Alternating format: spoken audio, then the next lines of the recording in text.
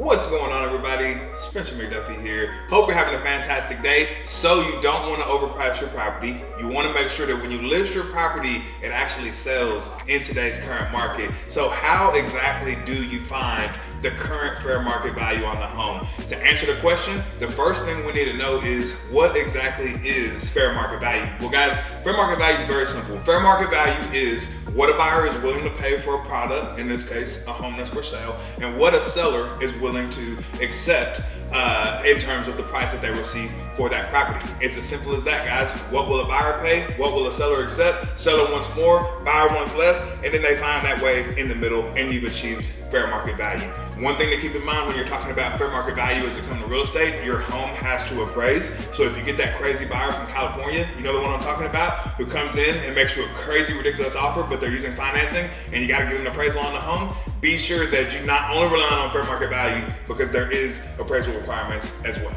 So we figured out what fair market value is, guys. So how do you actually make sure that you're pricing your property within an acceptable range so that you still get adequate traffic from the buyers that want to come in and see the properties and actually make sure that it sells? Well, guys, when you meet with a knowledgeable real estate agent like myself, call me and text me. I'm happy to help. You're going to get a CMA, or what we call a comparative market analysis, on the property that you're attempting to sell. Guys, there's three different parts to this research. The first part is going to be the active listings that are currently for sale on the market. And guys, this one right here is definitely one that causes a lot of problems and a lot of misconceptions for sellers. I'm sure you've probably heard it. You might have even said it.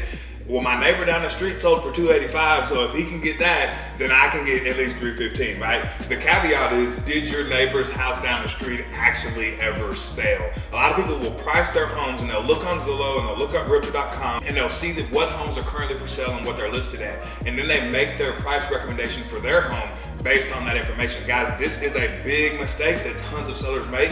One, those active properties may never sell. Two, they may actually sell for more money than what they're currently listed at, which means you could potentially underprice your property.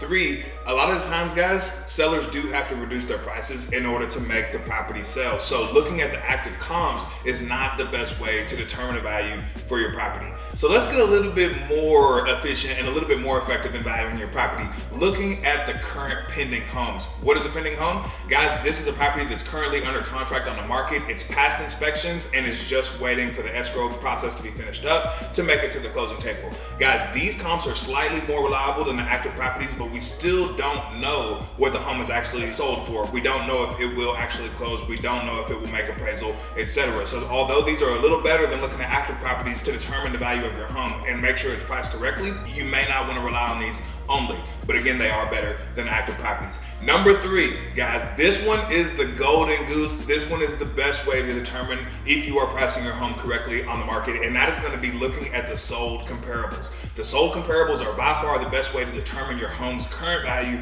because these homes have actually been sold and closed by real estate professionals such as myself. When you're pricing your property to make sure that it actually sells on the market and make sure that you're in an appropriate price range, you really need to make sure that you're pricing your home in line with the sold data. Guys, a lot of the time, you don't even need to look at the active comps on the market unless you just want to see what you're competing against. When it comes time to do the appraisal and make sure that your home is priced to sell, you really need to be looking at the sold properties. So, guys, that's my tip for today. Thanks for watching my channel. Again, I'm Spencer McDuffie, local real estate agent. If I can help you out, call me, text me, or email me. And remember, now more than ever, who you work with matters.